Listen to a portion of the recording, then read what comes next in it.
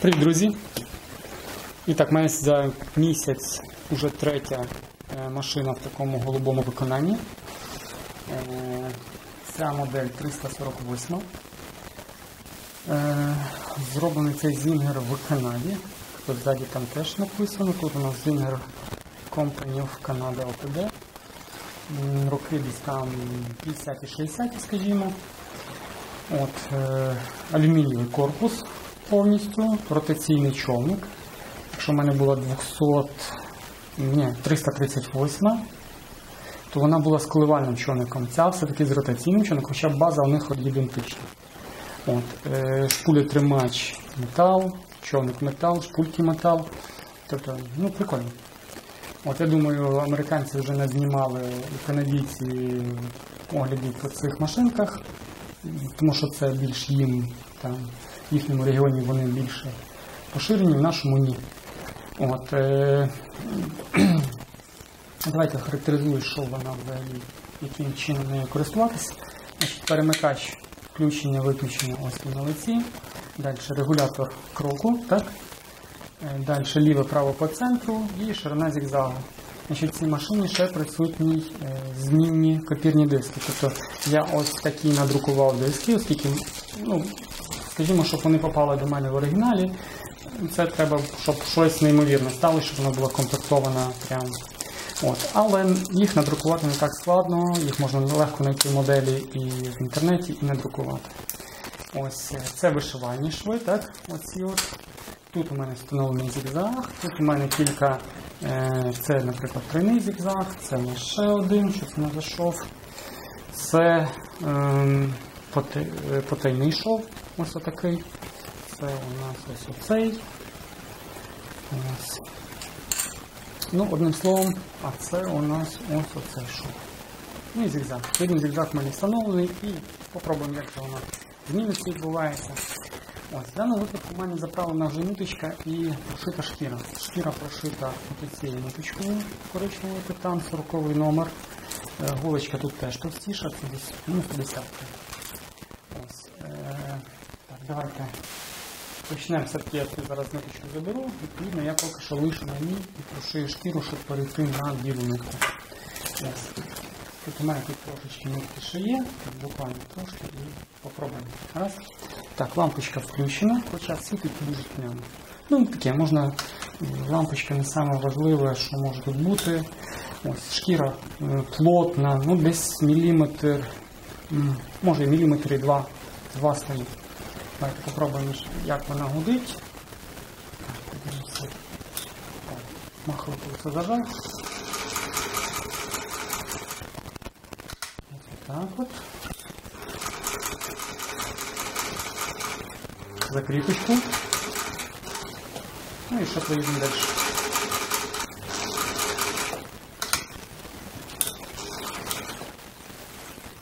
Ниточка наша закінчується, тому я її витягну. Так от. Одиниці.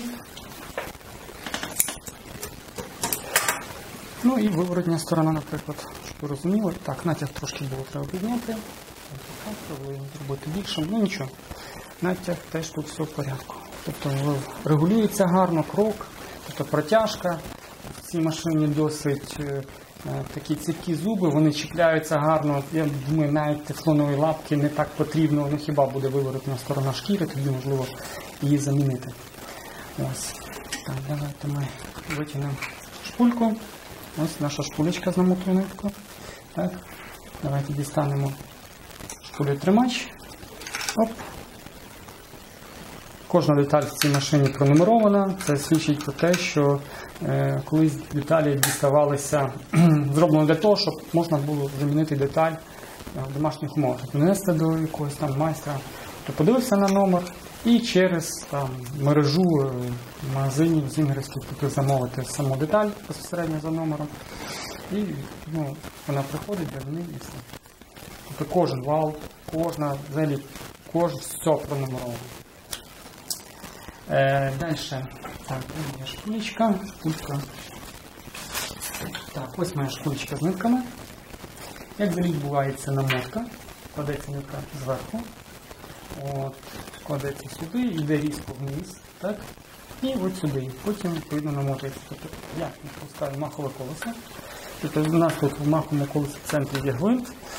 Класична така компоновка, тобто гвинт, фракційна шайба і махове колесо і все.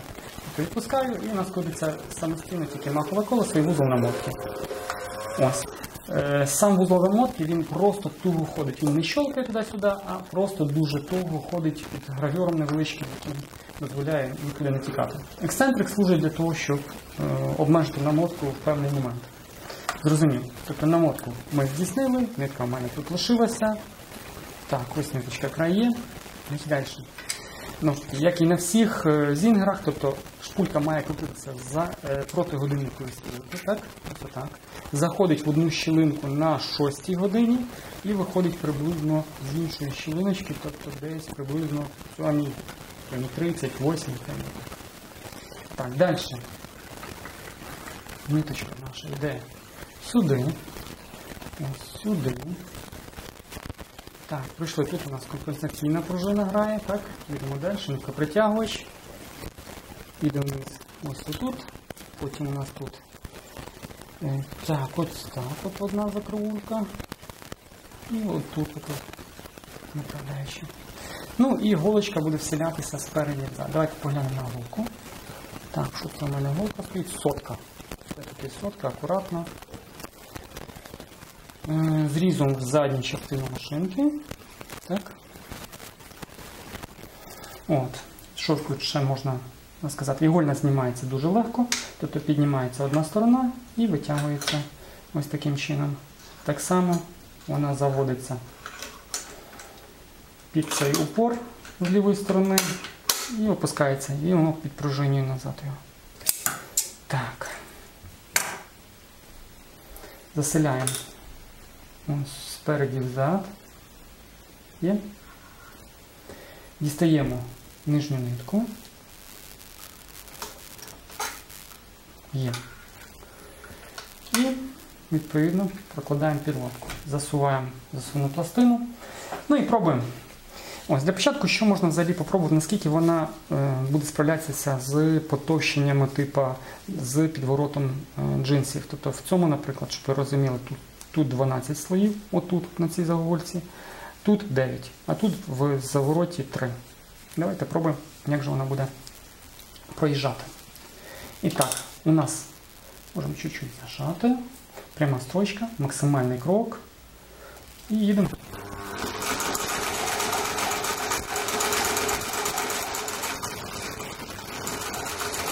Так, 9 слоїв проїхали.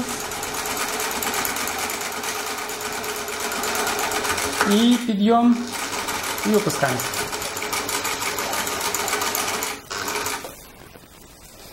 Ось наші шви. Гарненькі, без перетяжок. Верхня нитка трошки засильно перетягнута, тому натяг опускаємо. Так, ниточку забрали. Ось тепер будемо робити, давайте прошиємо інші шви. І як їх міняти на цій машині.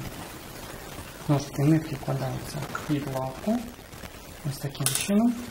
Значить, в даному випадку у нас вкладений копірний диск зигзаг. Відповідно, це ширина зигзагу. Або будь-якого шва, який буде тут знаходитися. Правильно? І відповідно ви бачите, що крутиться копірний диск, об нього спирається кулачок. І відповідно він рухається вліво-вправо і дає нам наш шов. Ну, відповідно, градацію можна робити будь-яку вущу, ширшу і так далі. І кроком його підганяти. Ось. І давайте, наприклад, зробимо тройний зигзаг. Тобто беремо, ставимо на 0, кулачок має відійти, так? Відкручуємо нашу, фактично це у нас гвинт, так? Піднімаємо ось отак один копірний диск, вставляємо, має бути направляюче. До речі, його можна вставляти одною стороною або другою. Якщо це буде звичайний зигзаг, то воно нічого не поміняє. Воно може тільки поміняти, якщо це буде, наприклад, шов вишивальний, воно буде його шити спереді ззаду наперед. Тобто ця хвилька, яка йде потовщення, наприклад, оце буде перед, воно буде навпаки потовщення починати і на зменшення йти. І воно все буде грати. закручуємо наш папірний диск, ставимо на максимальну ширину, наприклад, зменшуємо крок і пробуємо повернутися вже назад з іншим швом. Так? Ось так. І у нас тройний зігзаг. Раз, два, три, ну так чотирний. О, зміна копірного диска працює. Так, давайте не буду обрізати. Ну і попробуємо поміняти, наприклад, на щось інше. Так. Це треба сюди. Кулачок відійде. І у нас ось наші вишивальні. Так, давайте ми візьмемо ось оцей папірний диск. Знову ж таки, можна і так ставити, і так ставити. Пробуємо. Будь-якою стороною. Закладаємо. При друці взагалі там було намальовано, тобто це 0,9 шов. Там, якщо придивитись, видруковано в ямку. Це у нас 19-й. Це у нас був болт. Значить, це у нас мало бути м'ячик. Так, йдемо сюди. Йдемо сюди. І можемо відкрито лишити, хай буде. Нічого це не поміняє. От, ставимо максимальну ширину, так, більшим, тому що якщо буде на нулю, буде пряма строчка, як завжди. І ставимо маленький крок. Тобто, фактично, отут у нас 0, посерединці 0. Тобто тут ще є отакий регулятор, який буде обмежувати хід самого регулятора. Тобто, якщо я його відкручу, я зможу опустити до самого низу. Це буде доцільно, коли я буду робити закріпку, і щоб я вперся потім в то саме положення. Відповідно, мені зараз цього, по суті, не потрібно. Мені треба максимально маленький крок зробити. Ще трошки менший. Чуть більший.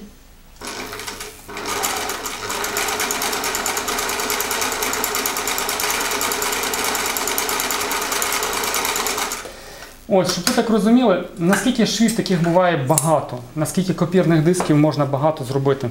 Тобто їх може бути близько 50, а може і більше трошки. Тобто оцих різних вишивальних швів, їх може бути от така кількість. Там можна навіть придумати свій і виготовити цей. Тобто є такі спеціальні конструктори, в яких ви просто вказуєте малюнок. От. Він має бути складатися, давайте порахуємо. Так, у нас, це 1, 2, 3, 4, 5, 6, 7, 8, 9. 9 вершин і 9 впадин. Тобто у нас 18 шляхів. Тобто за допомогою цих впадин і бугорочків, тобто ми можемо сформувати будь-який шов. Відповідно, в межах 18 уколів, тобто є 18 ударів голови. Тобто можна сформувати будь-який шов, який ви придумаєте. Знову таки, це буде класичний шов, без стрейчового виконання. От. На цьому, я думаю, все. Ось, я думаю, всі ви зрозуміли, що з чим. Що тут ще є, можна додати, це регулятор прижиму лапки. От, вимикання самого транспортера в цій машині немає. Тобто і в мене з цією машинкою теж не прийшло. Тобто має бути спеціальна така рамочка, яка вставляється під ігольну пластину. Ігольна трошки припіднімається. І, відповідно, вона робиться так, щоб зуби не досягали до тканини. От, ще могла бути ігольна пластина, яка мала бугорочок такий своєрідний із маленьким отвором посередині, або під пряму строчку, або під зігзаг. Відповідно, зуби ходили внизу і не зачіпали. Оце конструктивний, як влаштований. Хоча на Зінгер дуже багато різноманітних приспосіблень є, які можна пробувати і на цю машину встановити.